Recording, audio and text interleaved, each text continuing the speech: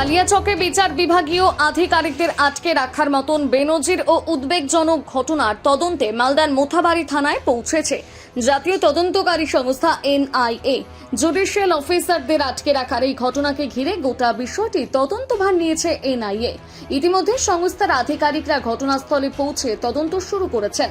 এ বিষয়ে আরো বিস্তারিত জেনে নেব আমাদের প্রতিনিধি পরিতোষ সরকারের কাছ থেকে। একদমই পীযূষ, তোমাকে বলে রাখবো যে ঘটনা মালদার কালিয়াচক থানার এলাকা এবং মোথাবাড়ি থানা এলাকায় এলাকা গত 1 তারিখ রাত্রে 1 এপ্রিলের দিন উত্তপ্ত হয়ে ওঠে, যেখানে এসআইআর ইস্যুকে কেন্দ্র করে উত্তেজনা ছড়ায়।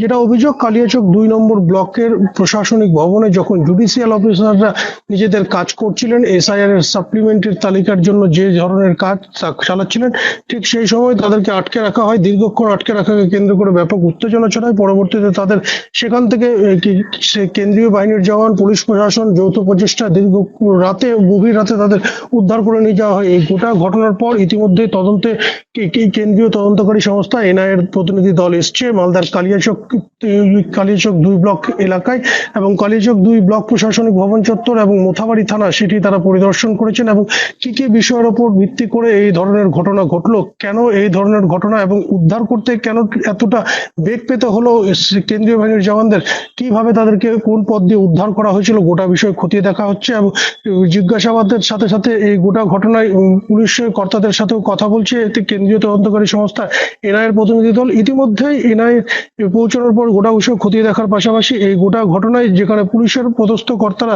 এই গোটা বিষয়ে 35 জন গ্রেপ্তার হয়েছে বলে স্পষ্ট তারা জানিয়েছেন এবং গোটা বিষয় খতিয়ে দেখা হচ্ছে।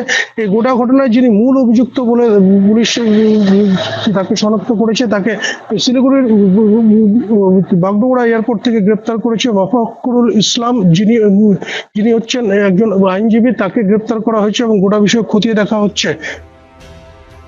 মালদা থেকে পরিতোষ সরকারের প্রতিবেদন, নিউজ টুডে।